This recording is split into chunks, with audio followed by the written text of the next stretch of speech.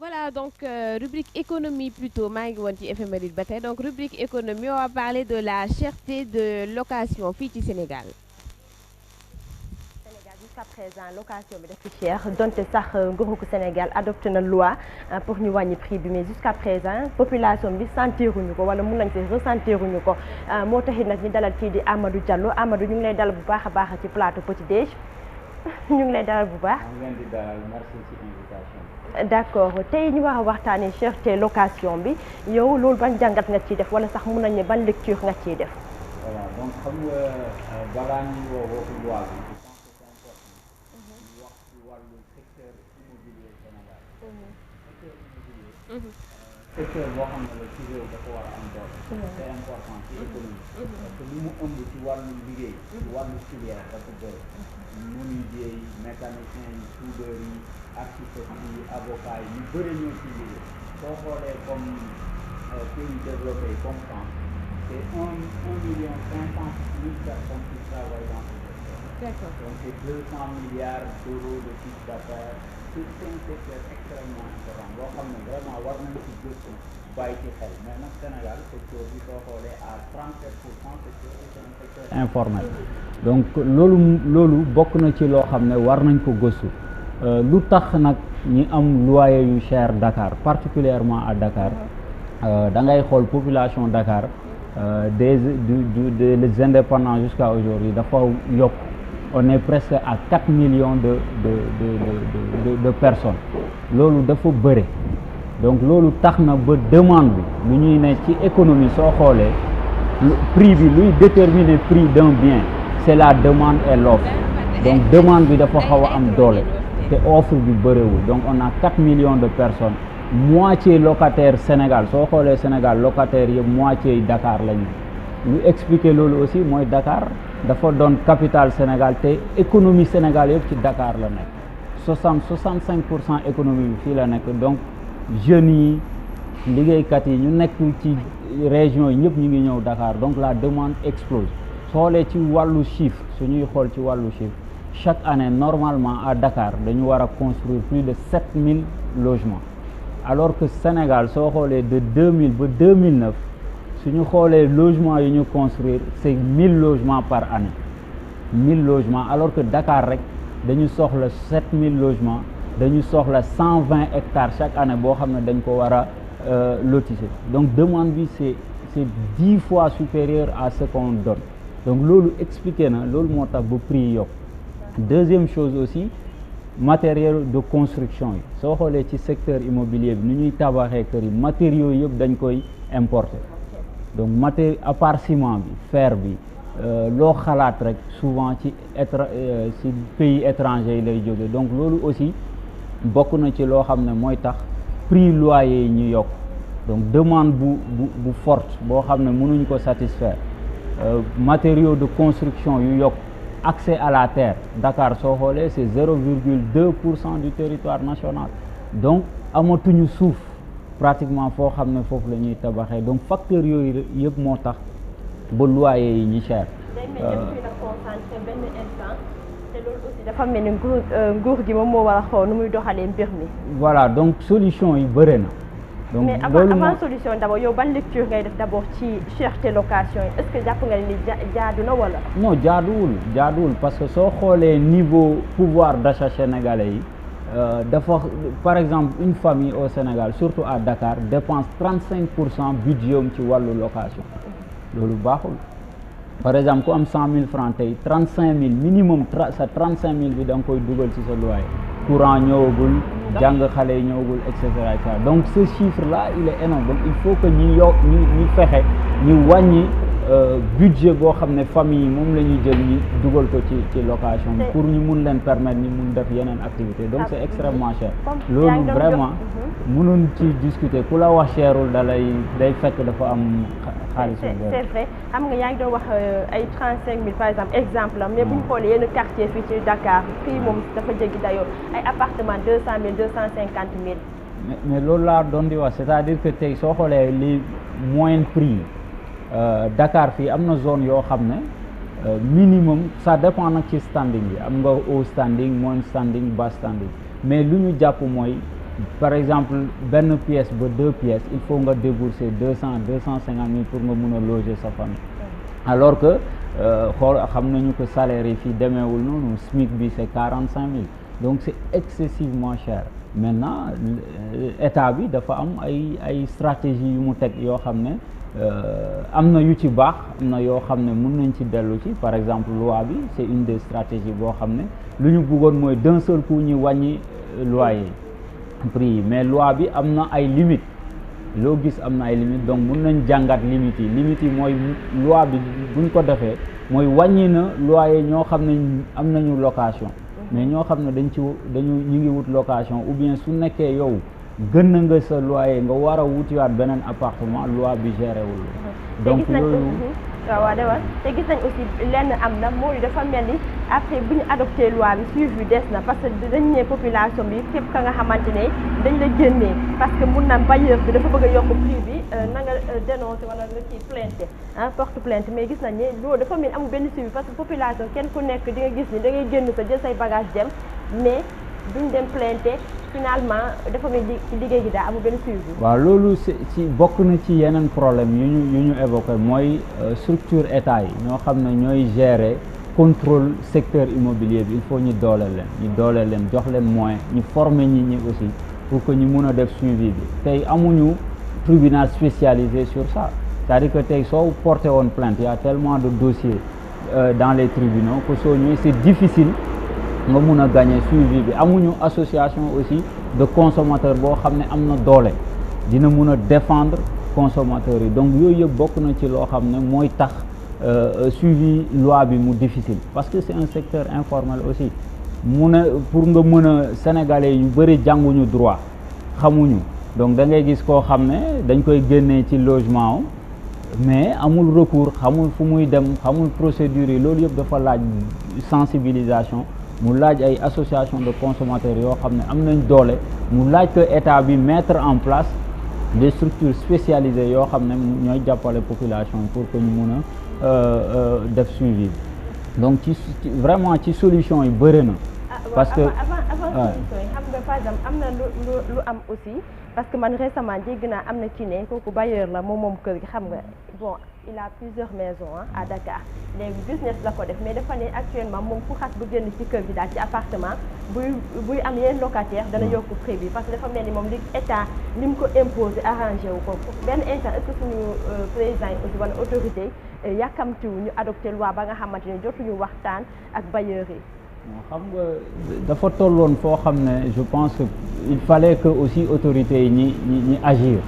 donc loyer yi dafa yeggoon foo xam ne il fallait ñi am instrument boo xam ne dañuy arrêter prix bu ñu yokk après ñi xool yeneen solution yi je pense que état bi peut-être loolu la xalaat mais xam nga ku investir am na bailleur yoo xam ne dañu jot a investir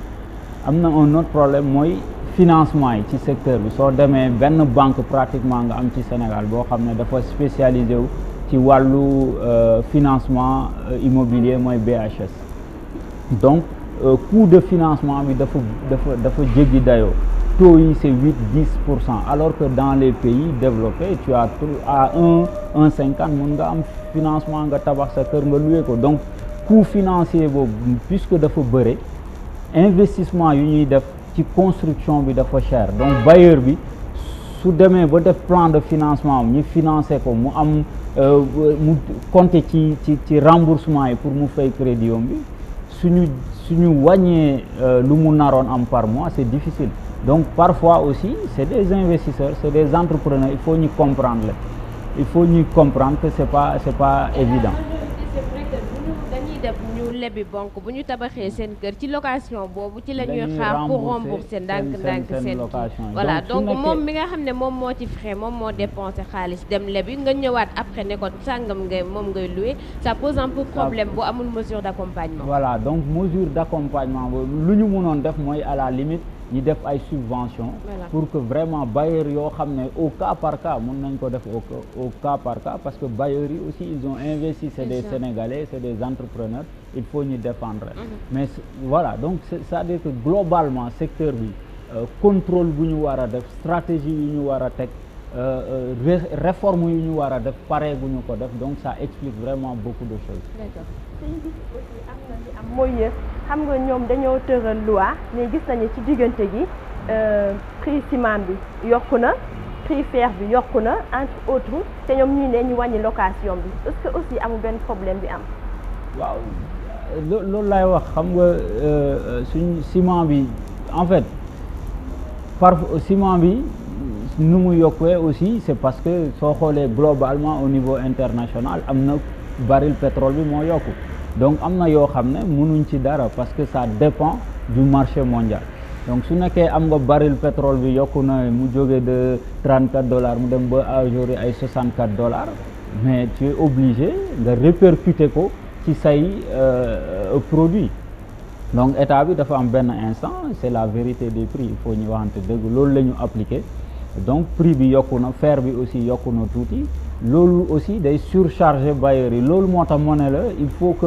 état bi globalement ñi xalaat ci secteur bi nu ñuy fexee ñu wàññi prix yi. Réformes yi am na ci solo, les réformes foncières, les réformes sur la réglementation, parce que prix yi en réalité am na loi bu ñu tënk depuis 1981 boo xam ne day fixer les prix, mais loi boobu dafa bëre ay failles, bailleurs yi ci failles yooyu la ñuy jaar. Surface corrigée lu ñuy wax surface corrigée am na ay coefficients yu ñuy appliqué, mais loolu c'est très subjectif. Par exemple amul kuy contrôler derrière pour ne bailleur bi coefficient bi ngay appliqué, benn privé lay jël mu calculer ko, te soo amee sa privé yow yaa koy fay, mais lu mun nga ne defaral ma li. Donc loolu yëpp tax na ba les réformes pour ressources yi wut ay ressources financières pour yokku logement yi, loolu moo am solo. Loolu moo tax je pense que récemment gouvernement bi lancé na benn programme de 100 000 logements. Xam nga demande bi c'est 10 000 logements en moyenne biir Sénégal globalement, donc il faut que ñi am ay ressources yoo xam ne ça nous permet ñi développer secteur construction bi. Donc ça c'est les ressources financières mooy par exemple soo xoolee Maroc pour ñu développer secteur bi am ay logements sociaux yu bëri dañu teg fonds de garantie, donc am na ay instruments yoo xam ne mën nañ ko teg pour garantir bailleurs yi et pour garantir aussi population yi ñu mun a accéder au logement. Soo xoolee en général Sénégal ñoo xam ne ñooy jël location 90% c'est des salariés. Soo amul salaire amoo bulletin de paie, c'est difficile nga mun a accéder à la location. Loolu ça explique le fait que donc artisans yi, menuisiers yi ñuy nekk dans le secteur informel ñooñu yëpp mënuñu am logement. Donc pour régler loolu il faut ñu am ay instruments financiers comme un fonds de garantie. FONGIP am na fonds bu mu teg bu ñuy ne Fogalop, donc fonds yooyu day permettre artisans yi ñoo xam ne vraiment amuñu bulletin de paie ñi dimbale leen ñu am financement ñu mun a am logement. Donc suñu yokkee loolu rek suñ ko defee incha allah dina tax prix yi wàcc, parce que demande bi vraiment c'est largement supérieur à l'offre, et tant que ñi ngi ci système boobu duñu mun a wàññi prix. benn instant aussi est-ce que bailleurs yi ñoom tamit duñ ci ëppaluñ ci, parce que dafa mel dañoo bëgg xaalis ba mu ëpp, c'est vrai li ñuy taxé mun nañ ne peut-être ñoom li leen état proposé arrangé wu leen, mais dañoo gis ne aussi ñoom lu ñuy demandé comme ci locataire yi ëpp na tamit. waaw parce que nous moom tamit après dañuy am seen bénéfice, bu ñu amee seen bénéfice je pense que. souvent ce sont les agences qui fixent les agences yi des fois ñoom ñooy fixé. lu deuxième problème bi mooy lu mu wax dafa am solo mooy les intermédiaires. Soo xoolee ci chaîne immobilier bi dafa bëri ay intermédiaires. Donc ci réglementation yi loolu laa doon di wax, par exemple les agences immobilières tey amul réglementation, ku jóg day ubbi sa agence nga fixer say prix et cetera. Donc loolu moo tax vraiment dafa laaj état bi jël ci matuwaay réglementer système bi et am ay instance de contrôle yoo xam ne ñooy contrôler prix ñi am, parce que dañu am problème d'information. En réalité on ne maîtrise pas l'information financière dans le secteur, et du foofu rek parce que l'économie sénégalaise est à 70% informelle, te soo nekkee ci système bu informel dafa jafe nga am information nga mun a jël ay décisions nga mun a contrôler ñi. Donc loolu c'est une des réformes yoo xam ne vraiment war nañ ci jóg pour am une base de données de tous les bailleurs, contrôler prix yi, contrôler financement yi, contrôler les prix à la sortie mais tant que amuñu loolu c'est difficile vraiment ñi fixer ay prix. laata ñoo xuus nga may ma nuyu docteur Ba qui vient de nous rejoindre docteur Ba ñu ngi leen nuyu. di leen fay di jégalu ci retard. c'est pas grave. wax dëgg yàlla bëggoon naa teel a ñëw. waaye autoroute à péage yi moom bloqué la. c'est vrai. di ñëw ba xaar que jamais voilà. donc di leen sant di leen gërëm ci seen invitation. surtout pour ñu wax tey ci benn problème boo xam ne kii sax léegi tous les Sénégalais nekk un problème de santé publique. c'est vrai. c'est-à-dire le problème des médicaments. d'accord donc on en reparlera tout à l'heure maa moom ma bàyyi la nga yeggali. d'accord bu ñu. avant nga yeggali dafa wax ci problème intermédiaire yi. man je pense que problème loyer bi pour ñu régler ko bokk na ci ñu régler d'abord problème mu intermédiaire parce que intermédiaire yi ni mu bëree bokk na ci li tax loyer bi cher ndaxte chaîne la te ku ci nekk yaa ngi ut loo xamante ni da nga koy def sa poche de ce fait ki nga xamante ni mooy jug di ut loyer moom moo si gën a dee parce que avant muy jot ci li mu bëgg ku nekk dina la jox ba sonn je pense que pour ñu régler problème bi nañu pour ci voilà mu ngi noonu loolu rek loolu dafa métti ci immobilier dafa bëri ay métiers loolu c'est normal ñam ay intermédiaires c'est-à-dire am na ay conseillers immobiliers des agents de gestion de patrimoine secteur bi rek c'est plus d'une vingtaine de métiers si vraiment secteur boo xam ne. mais par exemple wàllum courtage est-ce que normalement ça devrait se passer comme ça c'est-à-dire bu fekkee fu ñu lay yóbbu wan la nga bëgg nga ñàkk bëgg tu es obligé de fay 2000 ba ngay gis ci finalement est-ce que du njëgu avance location. non parce que c'est pas organisé c'est pas régulé ku nekk day donc xam nga moom service la lay jox service boobu il faut que ñu mun ko quantifier ñu mun ko. réguler nit ki day déplacé wu c'est aussi des entrepreneurs mais le problème mooy puisque c'est informel 2000 boobu sur quelle base lañ ko fixé pourquoi ñu def 2000 et cetera donc mais c'est un service c'est des sociétés normalement ñoo xam ne sont enregistrées bien organisées ñu ñëw accompagner la conseiller la dimbale la nga am après nga fay un prix. yow vous parlez des agences de courtage mais fii courtier yi en général ci bopp koñ yi la ñuy toog et cetera c'est informel bi. c'est l'informel donc loolu laa doon wax donc réglementation bi am na solo vraiment ñi def assise ci secteur bi ñi toog tënk ay loi yoo xam ne day organiser secteur bi et surtout ñi am information sur ce qui se passe donc ñi am base de données même dans les communes accès foncier bi soo xoolee parce que Sénégal ñetti régime foncier la am na domaine public bi c'est 3% du territoire domaine privé bi mooy ñoo xam ne dañu am titre foncier bail c'est 2% tout le reste les 95% c'est le domaine national c'est les communes en général ñoo koy gérer et soo xoolee ci communes yi gars yi amuñu ay experts ci communes yi pour gérer foncier bi loolu yëpp bokk na ci loo xam ne mooy tax am suuf mu jafe tabax bi jafe produit yi yokku donc noo def vraiment prix yi dinañ yokku donc vraiment je pense que état bi dinañ ci jóg je crois que le président pour def 100 000 logements il faut des réformes il faut de l'argent et cetera donc on appelle vraiment les autorités surtout le ministère